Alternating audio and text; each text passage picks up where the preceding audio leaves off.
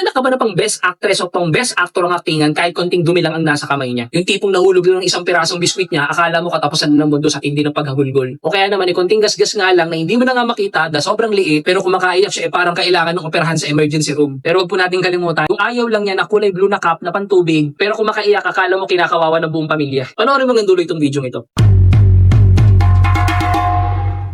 New day, new parenting topic na naman po tayo, mommies at daddies. Welcome nga po pala guys sa day 4 ng serye natin, Nak, Anyare, Dabi-Dabi the Years. Sa ngayon guys, pag-uusapan naman natin ang stage na puno ng emosyon at teatro. Kaya ang topic number 4 po natin, the over-exaggerated drama. Naranasan niyo na po ba yun? Nasa tahimik kayong oras, tapos bigla may sisigaw na parang inaapi. Pagpunta po, nakikita mo lang na may konting dumi sa dulo ng daliri niya. Pero yung inyak niya ay parang pang telenovela na. Yung may paluhod pa sa sahig at may paslomo pa sa pagbagsak habang tumutulo ang sipon dahil lang hindi mo siya pinayagang mag-short sa gitna ng ulan. Sa stage po na yan guys, lahat ng nararamdaman niya ay extra. Hindi niya pa alam kung paano i-manage ang frustrations niya. Kaya ang ending, ginagawa niyang pelikula ang bawat maliit na aberya. Mapapaisip ka na lang talaga, Nak, Anyare, may audition ka ba sa ABS o GMA mamaya at kailangan mo practice ng acting dito sa gitna ng sala natin? Ito po guys, ang pwedeng gawin para hindi ka ma-stress sa acting ng anak mo. Una, keep your calm. Don't join the drama. Kapag sumigaw yan, huwag kang sumigaw pabalik. Ang goal nila ay makuha ang attention mo. Kapag naging audience ka ng drama nila, lagi nilang gaganahan. Stay neutral lang po at hintayin silang umalma. Pangalawa guys, no, the check-up strategy. Pag sinabi nilang masakit ang invisible na gasgas nila, sakyan mo na ng seryoso pero mabilis. O sige, lagyan natin ng magic kiss yan at imaginary band-aid yan. Nak, minsan, validation lang ang kailangan ng anak mo para tumigil siya sa kakaiyak. Pangatlo guys, no, give them options. The illusion of choice. Para maiwasan po ang krisis na yan, tanungin mo sila bago pa mangyari ang drama. Gusto mo ba ng blue cup, Nak, o red cup para sa tubig? Kapag sila ang pumili, mas malitang chance na magkaroon ng best actress performance ang anak mo. Bukas guys, no, abangan niyo po ang ating day 203. Dahil pag-uusapan naman po natin bukas ang ako na stage. Yung tipong gusto nilang maging super independent pero ang ending, mas malaki pa ang nilinis mo kaysa sa itinulong nila. Kita-kits po tayo bukas. Ikaw mami at daddy, anong pinakamababaw na dahilan kung bakit nagbe-best actress o actor ang anak mo sa bahay? I-comment mo naman yan para malaman natin hindi tayo nag-iisa. Ganito na ba ang sitwasyon sa bahay nyo o takot ka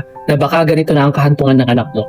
Gadget na naging magulang na anak mo, batang lutang at walang gana sa buhay, dating honor student o nag-aaral lang maayos pero ngayon parang ayaw na mag-aaral.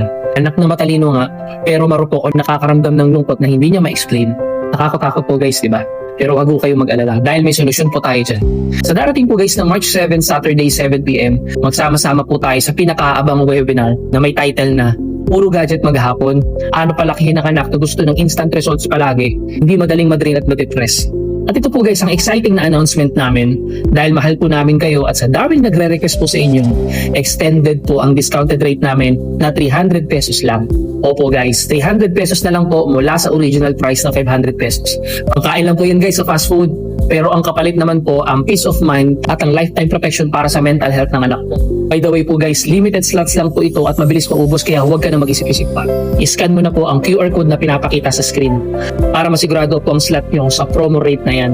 At para naman po sa mga nangangailangan ng direktang gabay mula sa ating expert psychologist na si Dr. Cathy para po sa child consultation o gusto natin idulog ang kasalukuyan na pinagdadaanan ng anak natin, i-scan nyo naman po ang QR code na makikita sa itaas ng screen. Agapan po natin ang problema ng anak natin habang maaga pa. Huwag nating hintayin na lumala o maging huli na ang lahat. Para naman po sa mga adult o individual consultation, not necessarily magulang po i-scan nyo naman po ang QR code sa baba ng screen. Tandaan po natin guys to, hindi magliliwanag ang bahay at magagampanan ng trabaho natin sa bahay kung tayo mismo drained at wasak na rin. Alagaan din po natin ang sarili natin guys. Again po no, dyan po sa QR code na nasa baba, individual consultation po siya para sa mga adult. Kahit single ka pa, basta adult na nangangailangan ng tulong. Kaya ano pang hinahantay natin? Ang pagdalo nyo po dito ay isang investment para sa masayang pamilya natin bukas.